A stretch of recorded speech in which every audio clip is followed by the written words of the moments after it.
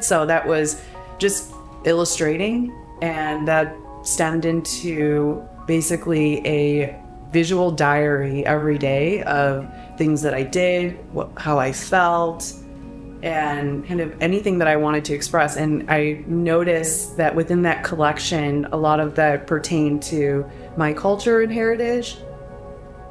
So that easily somewhat translated to when I started painting a lot of the things that I painted.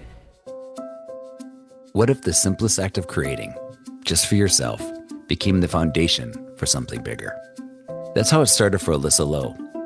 A sketch here, a color there, a visual diary of what she was feeling, noticing, and needing when words didn't quite work. I'm Justin Ahrens, and you're listening to Design Of. And in this episode, we're going to look at how that quiet personal practice grew into bold public murals. Collaborations with Wayfair, the Chicago Bulls, Soho House, and a visual language rooted in movement, joy, and a deep sense of place. This is a story of how design, identity, and a side hustle became something more. Thank you for being on the show. I'm such a huge fan. It's almost a year ago that we met. That is right. And do you know what I love about your work?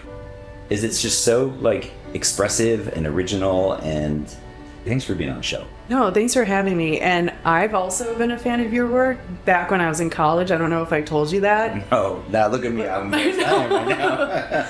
No, but for real, I went to Judson University, and a lot of my classmates actually worked at your studio. And I remember folks talking about Rule 29, Justin Ahrens, his team, so talented. And thank you. And also seen you talk a few times. How did I do? Okay, thank you. That was what a jerk thing to ask. I'll cut that out. No, I'm going to keep it in. Yeah. I just want to start with, why don't you just give a brief introduction of who you are? Yeah, so my name is Alyssa Low. I'm from Chicago, born and raised, grew up in the suburbs, up near Lake Zurich. Went to Stevenson High School, Patriots all the way, and grew up playing soccer, a lot of sports too at the same time, and as well as being super interested in art. And I say art very generally because the idea of creating was introduced to me at a very young age. My mom was a graphic designer. She worked at different agencies, and when I was born, her and her sister opened up their own independent studio. Awesome. So I saw everything when I was a kid. They converted the spare bedroom into a studio, and saw them on the phone with clients, saw them in their design files, and I must have been so curious about it. My mom put me to work. She's here, clip out these images, and when you say clip out, are you talking about on Photoshop? Yes. Or okay? Yes. All right. Yeah, in Photoshop. And even so, I learned how to typeset my papers for school on Quark. I love Quark Express. There was one moment back in the day I loved it so much that I did not want to convert to Adobe, but now I'm glad I did. Yeah, so I knew super early on that whatever I've been doing is always going to be a part of me, and explored art and design classes in high school, ended up majoring that in college, but also parallel pathing, playing soccer. And that was the sport that I grew up doing and played in college. What position did you play? I played a bunch of different ones. It was pretty much all of them except goalie. Yeah. But now mostly forward or mid. Okay. You must be fast. I'm kind of fast. You could ask my teammates. Yeah, guess who's not fast? This guy right here. But you bike, though. I do. Yeah, and I try to go really fast on that. So, I didn't know that about your mom. Let's talk about that for a minute. So what was it like, or do you remember how you felt about seeing your mom being an entrepreneur? It was a lot of work. That's what I remember. Always on calls, always hustling to get work, even staying up late. But that to me, I felt like our bonding time was in that space together. She always made time for her family and for my sister and I. So whether that's she's working in the studio and I'm painting or drawing on a desk next to her, or she's flipping through her design books and I'm curious and want to know more about it, So yeah, it was a really cool, I don't know if she intentionally wanted to influence me. I don't think I never felt pressured to do that. It was just something that I was curious about. That's so cool. How long did she still have her business? No, she doesn't. She's retired now. Okay. Good for you, Mom. But she still gives me advice. Do you want it all the time? You ask any kid that. That was a very political sidestep there. I like that. So, can you remember what was the first piece of art you made that felt like it was truly you? Ooh. Probably in high school. It was it was a series on color pencils. And I was so floored by the way that you can blend color pencils and make it look the piece very 3D, even though it's two-dimensional. And the practice of just shading and not pressing too hard on the pencils. Yeah. I remember that took me a while because I'm very heavy-handed and I still am. I actually haven't touched a color pencil probably since then. But I do remember creating something. I'm like, whoa, this is like jumping off the page. Yeah. That's cool. You talked about your mom being a graphic designer and you had a deep love for sports, and I can relate to that. Not that my mom was a graphic designer. Often artists or designers aren't necessarily athletes, or it's stereotypical. It's true, at least I've experienced it in my life. But how did those two seemingly different worlds shape the artist you are today? Yeah, that's an interesting question because I think I've somewhat just assumed that everyone's like that when I never had a moment to really reflect on it until recently.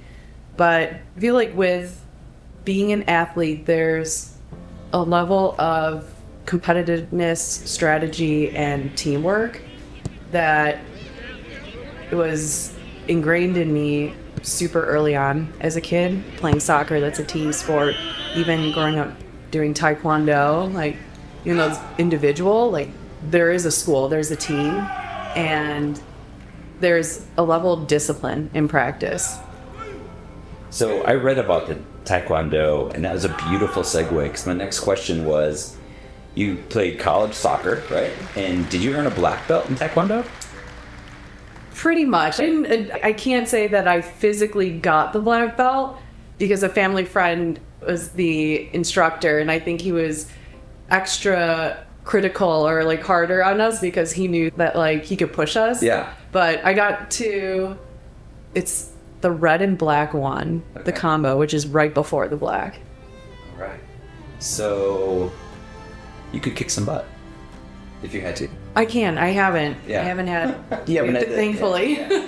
Do you think of your mural making like training, or maybe a better question is, how does the flow or structure of martial arts or sports or that rhythm, does that help you focus? Does that influence how you create? It probably does. So when I did Taekwondo, I specialized in forms rather than sparring. Like, sparring freaked me out. Like, I didn't want to hit anyone, and I definitely did not want to get hit. Yeah. And especially in By the way, which of the two did you have more fear of? Getting hit or hitting someone? getting hit for sure. Okay. I had braces at the time. Oh, then so, for sure you're getting hit, yeah. Yeah, I've gotten kicked in the mouth with braces, and that's not fun. So before you go on, you said, what was it called? Flow or form? Forms. What is that?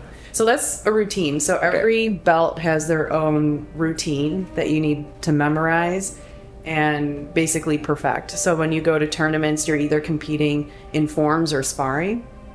And then towards the end of my Taekwondo career, they introduced board breaking, but I mostly specialized in forms. Okay. How long did you do it for? Up till what age? Did it throughout middle school and halfway through high school. So, what was your cultural background and heritage? Like, what has that taught you about your identity, or how has that found its way into your art?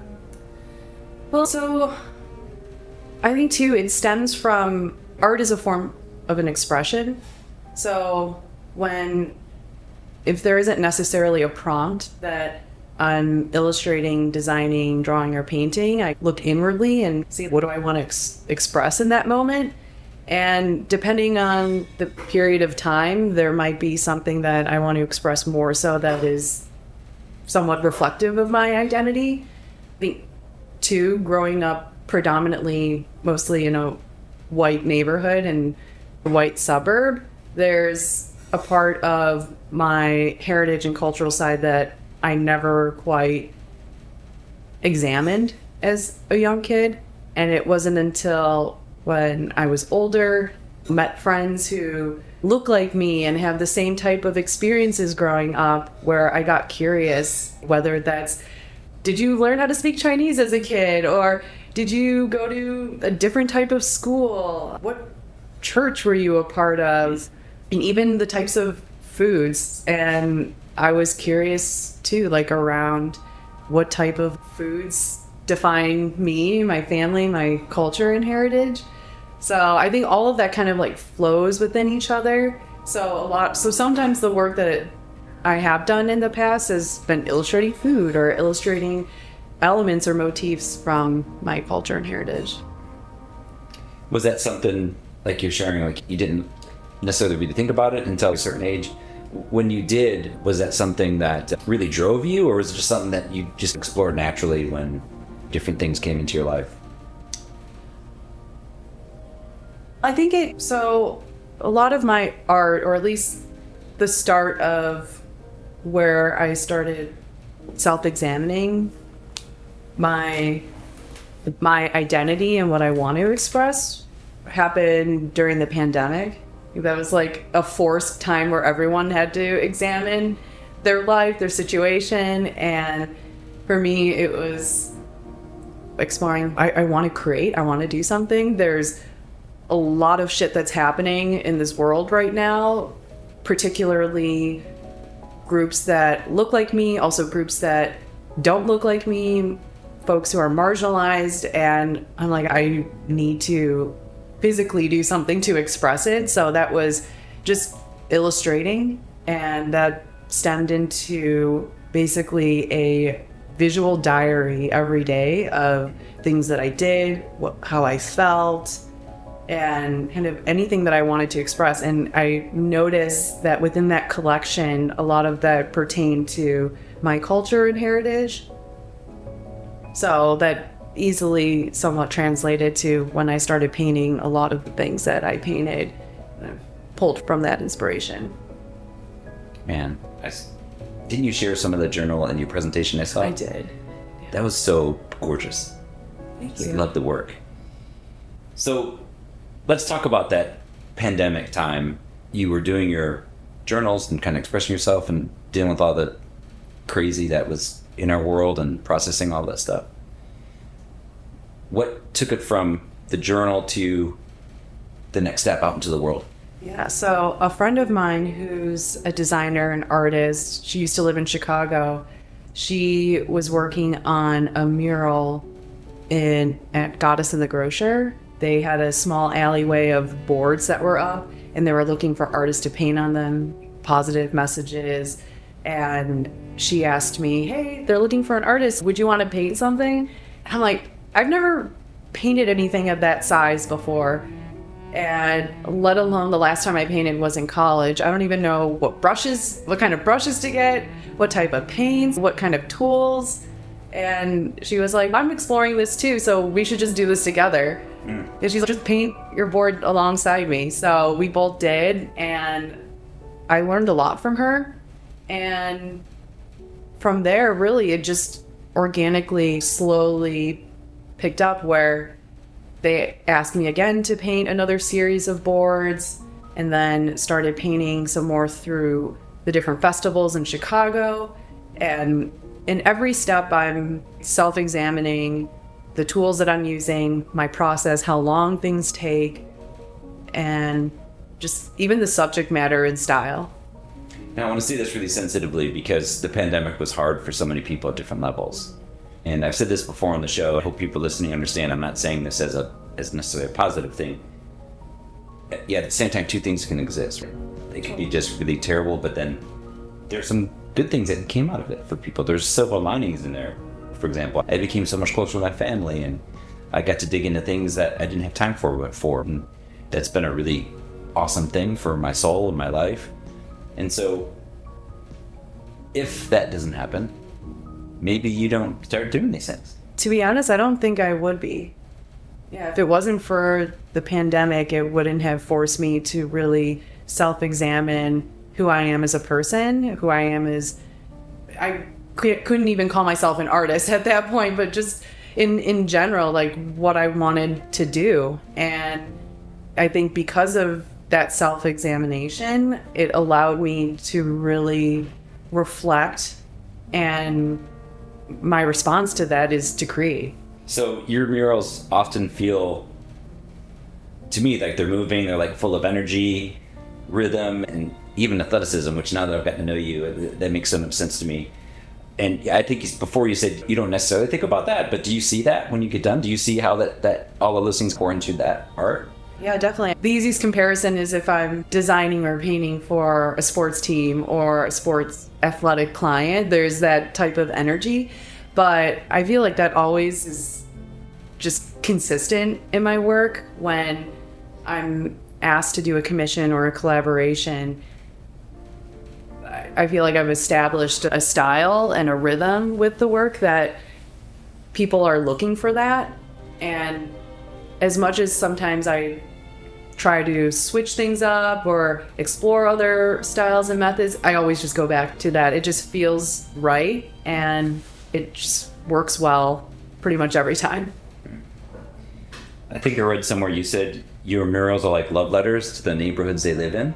What's one mural that became specifically personal because of how the community reacted? Or that you are particularly proud of, or it stood out to you as, oh, I'm proud of that. Yeah, I have to go with the first thing that comes to my mind, and that's the Wayfair mural. And that seems so on the nose because it is for a company that represents home and community. But it truly was a love letter to Wayfair, to the community, to people. And I think the team that worked on it with me all felt the same way. I think that mural and that style unlocked a lot of different avenues for me, not just through projects, but just stylistically and subject matter. That was the first time and the only time at this point that I've painted or illustrated people. And that was something that was... That's scary. It's so scary. I don't think people realize, who maybe not are creative, how hard it is to do a hand or a face, or unless you... Representation. Yeah, that was... So Wayfair they told me right off the bat that they want people in it, and I had a feeling they would, because like, why wouldn't they? And for their first retail store, furnishings for people's homes, like, why wouldn't they want people represented? And it took me a while to explore that, and where my hesitation is when someone sees a mural, I think they want to feel a connection to it, whether it's emotionally, through the subject matter, through colors, just anything. And I think when you introduce the subject matter of a person, it's automatically people are going to try to see themselves in it. And knowing that Wayfair is for everyone, that's like a huge task, to be able to illustrate people that represent everyone. So knowing that they have the most beautiful brand color palette, I'm like, let's lean into it. I don't want to use any type of typical skin tones. Let's really lean into the vast color palette that they have. I wanted to make the figures as gender neutral as possible. All the hair colors the same. Everything is just going to be in these minimalistic shapes that when brought together, it forms a person. But the focus isn't on the individual person, it's the collective altogether. That is so cool. So, speaking of Wayfair, after that, you got to collaborate with some sports teams. But before I ask my question, as a Chicagoland girl, favorite baseball team? I plead the fifth.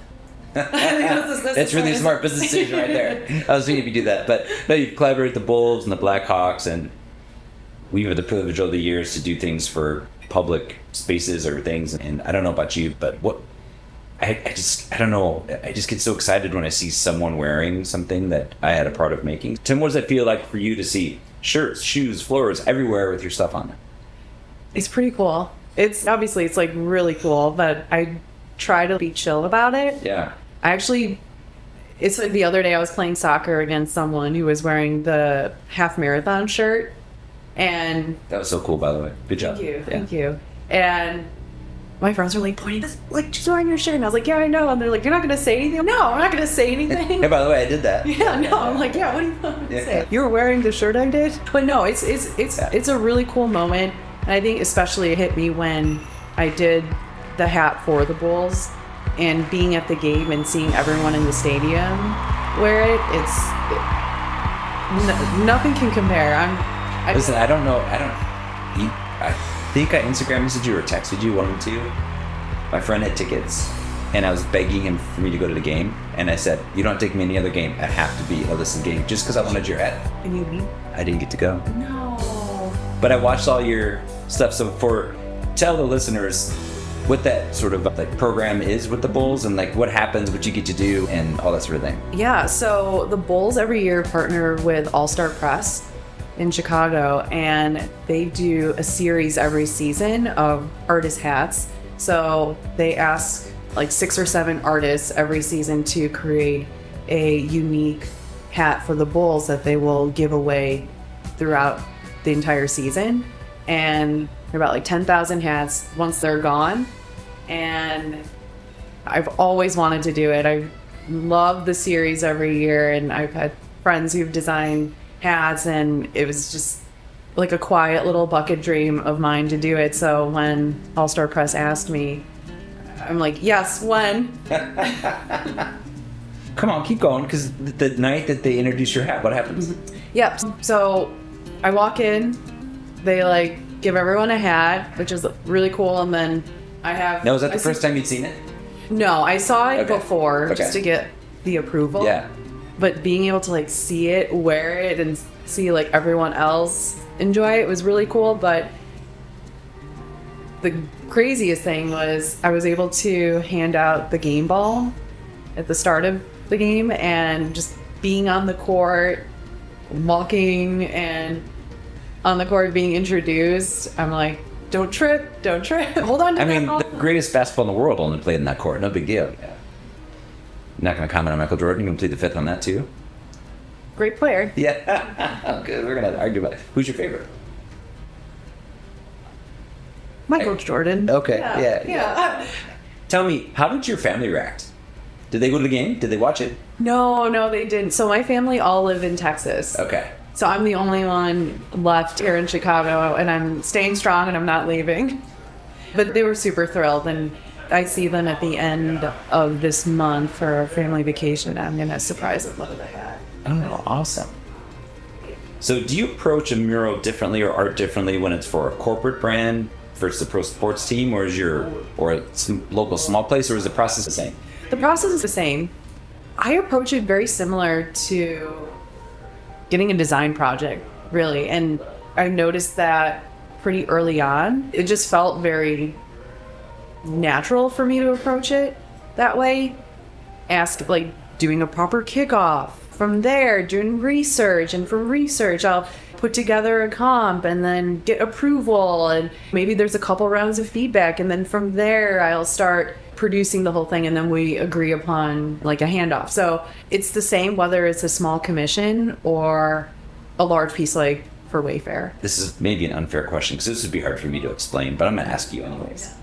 If you and I were sitting in the train and we're talking and you're saying you're an artist, and I said, what kind of art do you do? Or what's your style? What would you say? I'm an artist and a designer. And those two essentially are one as like a creative, but if you say creative, it's like what type? I was just trying to think of what would the celebrity name be, and I can't think of anything good right now. Like a disartist? A disartist. It's terrible. That's terrible. Anyways, keep going. Yeah. So I would describe my style as bold, vibrant colors, using minimalistic shapes, patterns, and all quilted together to create this visual narrative. Because I think in any type of piece that I'm creating there, it's a narrative, it's a story. One of the things I just love in art, and even the famous artists throughout decades, especially in modern art, I've always been attracted to what I would just call almost like graphic art, fine art. It's a terrible term, but I feel like that's part of your work. Yeah, there's like a blend of commercial art. Yeah. So, if you could go back in time and paint one mural just for young Alyssa, what would it be? And if you could choose where you'd put it, where would it be? If I were to paint a mural for young Alyssa. It could be anywhere. It could be Narnia. Well, so actually when I was younger, I did paint this like swirly little mural in my closet. I had a small little walk-in closet and I just painted on the ceiling of it. And I would do that all over again. But I'd probably do my style, but... Do you remember, could you even name it a style, or was it just kind of having fun and you didn't really have a point? I asked my parents, I was like, could I just paint on the ceiling? And they're like, sure. They were like, go for it. And it was like magenta and orange. And That tracks. yeah, it does. Yeah, tone on tone. Yeah, And yeah, it was just these like little swirls just looping together. Oh, that's so fun. Do you remember going back then? Did you have a feeling of freedom or excitement? Yeah, actually, it is funny because like I haven't even thought about that now. So you unlocked this memory of mine that I think I was like maybe 12. Oh, that's so cool. Yeah, and I do remember in that there was like that sense of freedom, but also what I remember I put in the mural, I like hid my name in it, but it was like all swirly. Yeah, I like it. I like it. So if you can try to capture that moment into how you create now, because you do so many great like process Insta stories and that sort of thing, and it just seems like you're having a lot of fun. I am having a lot of fun. I'm in the zone, listening to my music. And Ooh, before you go on, what do you listen to? it depends. It varies. Okay. So right now I'm painting a mural for Babe Sports Bar. It's a new women's sports bar opening up in Chicago. So I was listening to all women music. Love it. His new album. So the music literally ranges from, it could be Foo Fighters, it could be 90s music, it could be pop, Britney Spears, it could be house, rap, Run the Jewels, I feel like we're family here, because literally in a day, just the other day, I listened to Lumineers, Camp, Doechii, old school Kanye, 90s music, Sabrina Carpenter, like everything. Yeah. It's an energy thing for me. It is. But on yours, is it energy or is it also like themed based on your mural? It's more energy. Okay. So it just so happened that I'm working on a mural for a women's sports bar while also listening to women artists. Just in the moment right now, and that's just my jam, and they just coincide together. I love when you think about public art, even public art in Chicago or in general, and especially for young creatives, what do you hope your work helps unlock for the next generation or anyone experiencing it? I hope that it unlocks, because sometimes when you see the way that I approach murals and just even the practice of it is, if it brings me joy, continue to do it. And because that's when the best work is produced. I know myself that if I'm creating something that I'm not inspired by, it shows. So I hope that everything that I create and people see out in the world is because I'm 100% invested in it. And I know some people say, oh, it's for money or whatever. I barter on projects too, because I really want to do it.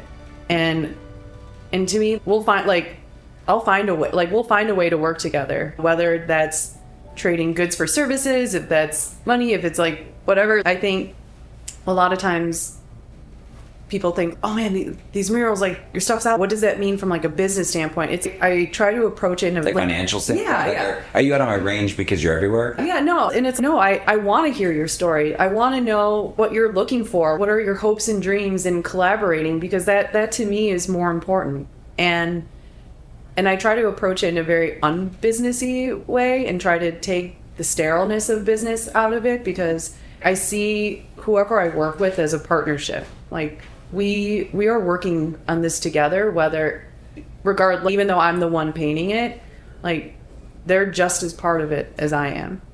So let's touch the entrepreneurship part of it. So we started our conversation talking about your mom, and now you are. I never thought I would do that. So how do you feel about that part of this adventure? It felt very natural, and probably because I've seen my mom do it. She's taught me a lot about business. Even when I was in college, she would just like moms give advice. And even still today, like if there's something that I'm unsure about, or like even something that I'm excited about, I always call her and tell her. That's so cool. Is she proud of you think? Oh, yeah, she says it. I wish she would live closer so she could be my assistant.